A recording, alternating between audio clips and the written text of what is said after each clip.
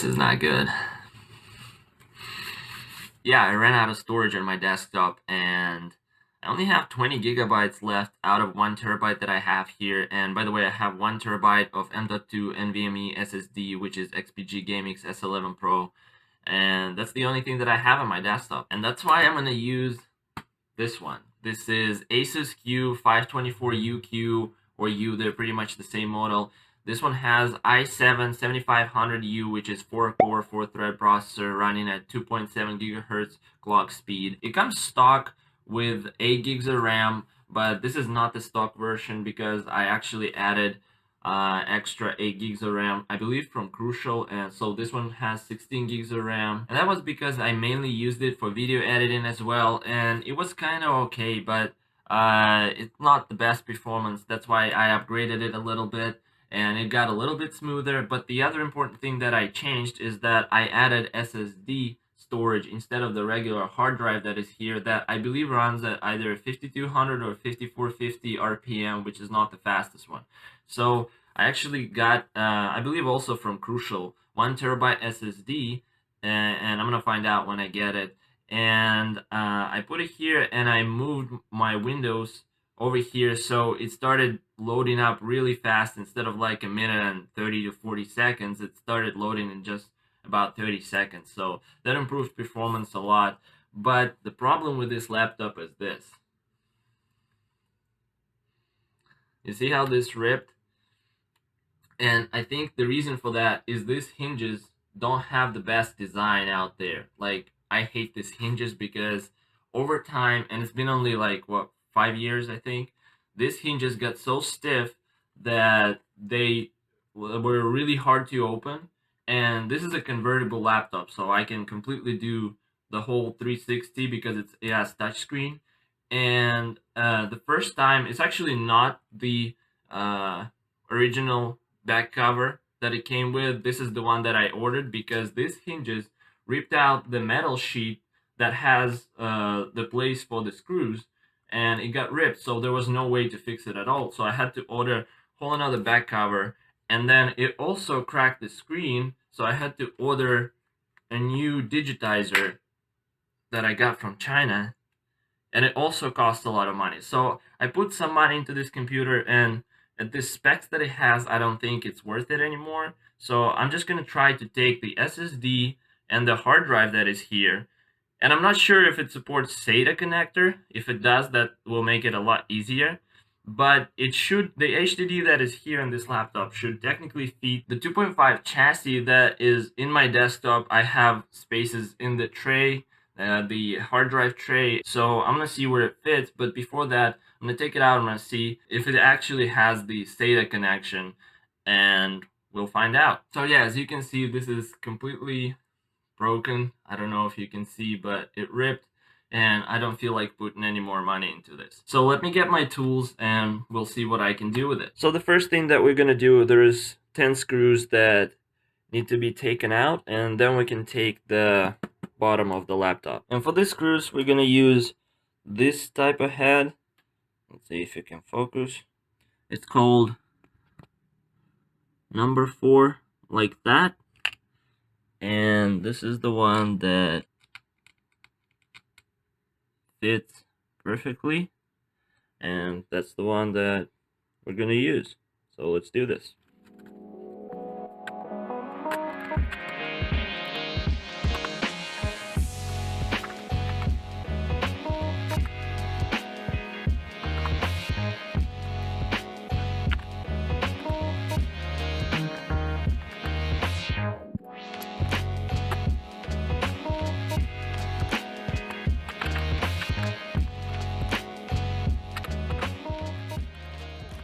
Alright, so we took out the screws, and now we're gonna use this little thing just to kind of stick it in between and pop it open. So let's go ahead.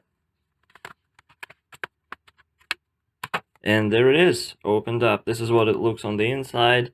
And here we have the Crucial M.2 NVMe 1 terabyte SSD. So this is the one that has Windows 11 on it. So that's the one I'm gonna take out and put it in my desktop. And this is the hard drive. So in order for us to take out M.2, we're gonna have to unscrew this one screw over here, and then we can just lift it up and take it out of this latch over here.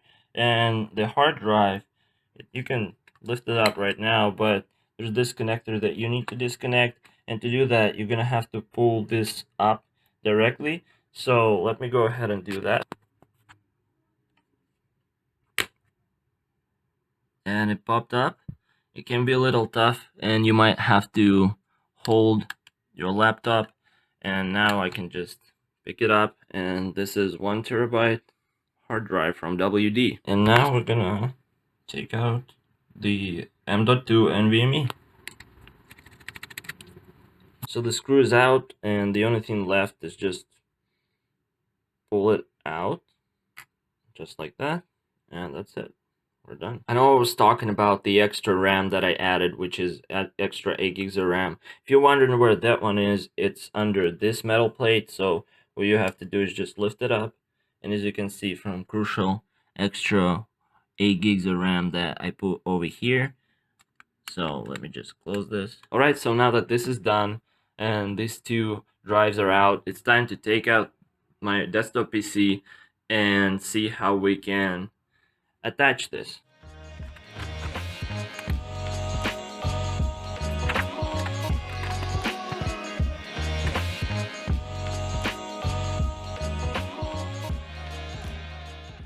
This side panel is completely removable, so I can just open this one and open this side panel and take it out. So let me do that. Put it aside. So let's see what we got here. So first things first, let's do the easy part and put M.2 NVMe in. And this motherboard is MSI B550 Gaming Edge Wi-Fi. There are 2 M.2 NVMe slots. One is sitting here under this cover, and there is another one right here. If you can see, there is this slot, and the screw goes right here. So this is the first thing that we're going to do. We're going to take our M.2 NVMe and we're going to put it right over here.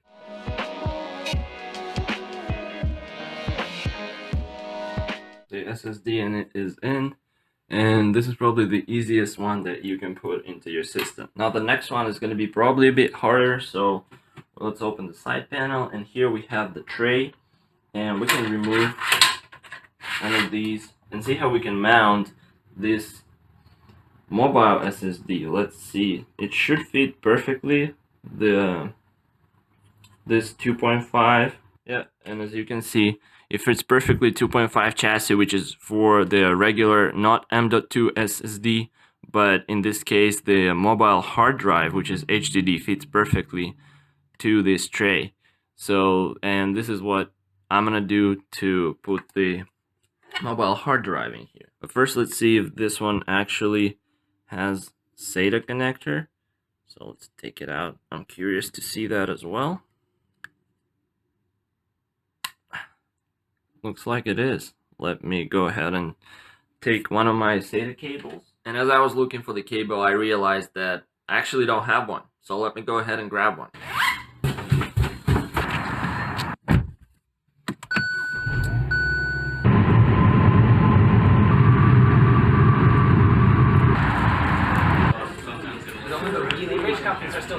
Alright, so I got the cable and let's continue. Alright, so the first thing that I'm going to do, I'm going to mount my mobile hard drive to this plate, and I'm going to use 3x3 screws.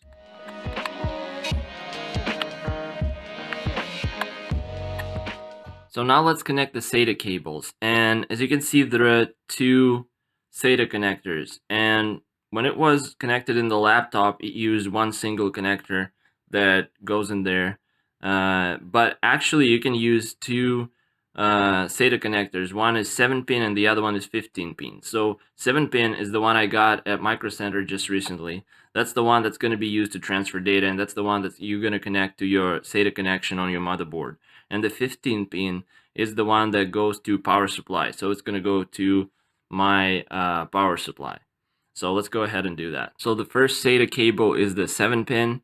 As you can see, it's 7-pin on one end and 7-pin on the other end, because the other end is going to go into the motherboard that also has a 7-pin connector. So let's go ahead and connect the first one. So for the power supply, 15 pin is going to be coming with the power supply that I got for this desktop, which is Corsair RM750X. It has a bunch of cables, including the 15 pin SATA connector that's going to go into the power supply.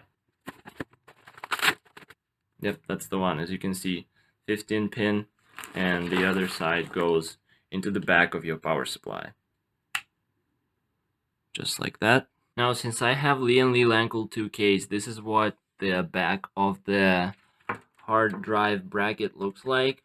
So the tray is going to go right over here, but the cables are actually going to be better sticking out of here. So the first thing I'm going to do, I'm going to pass the cables through this space over here, and then I'm going to push it in, and we're going to be done from that side. Alright, and here's the first issue. Since this part, this cable, the 15 pin is okay like that, but the 7 pin is hitting this space over here, and it's not letting it out completely, so I'm not able to seal it. Let me see if I can put it over, but then I need to make sure I don't pull it out by accident. So let's see what we can do. So yeah, since the 90-degree one didn't work, I got another one, which is the, I don't know if you call it 180 or just straight cable. And this is the one that I'm going to use because the bracket over here does not let me connect it properly with a 90-degree.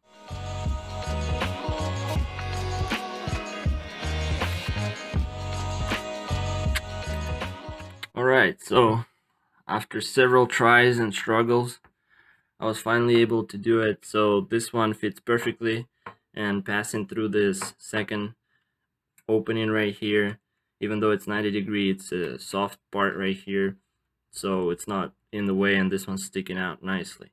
And then this one, which is the straight cable, also coming out nicely of the third opening, or the top opening.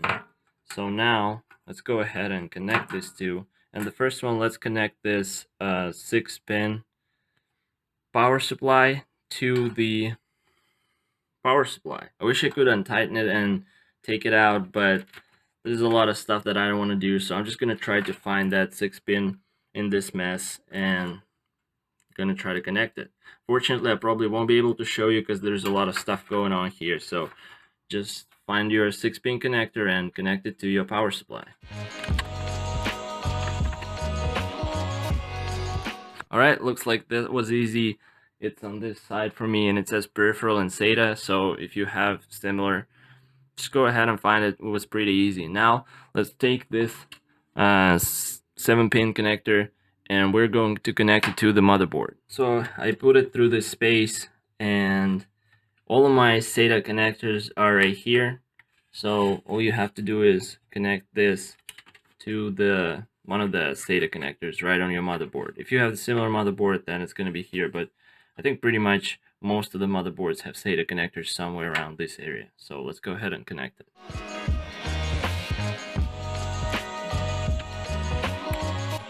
Just like this, it sits in place. You can barely see it here. And now we got our data transfer cable, and our power supply cable is right here. I'm not sure if you can see that. Right here, connected to the power supply. And that's it. What's left is to put away the cables, put everything back together, connect it, and see how it does. So let's go ahead and do that.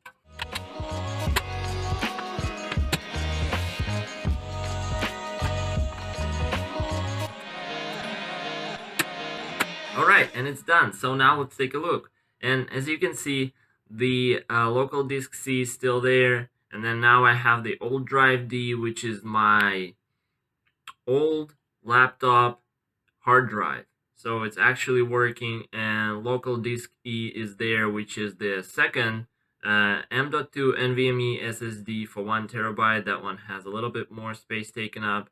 So yeah, now I have 3 terabytes of space basically. And this old HDD from my laptop is not the fastest. As I've said, it's probably like 5200 or 5400 RPM, around that. So it's not the fastest one, but I don't have any program files on it, like DaVinci Resolve that I use to edit videos or anything like that. So this is more like a drive where I put all my files after I'm done, like kind of like an archive. When I'm done with all my videos, I put them all here, so it's not going to affect the performance of my desktop computer. And that was it for this video. This is how you can take your old laptop, take the hard drive from that laptop, and put it into your desktop computer, so that way you don't waste it.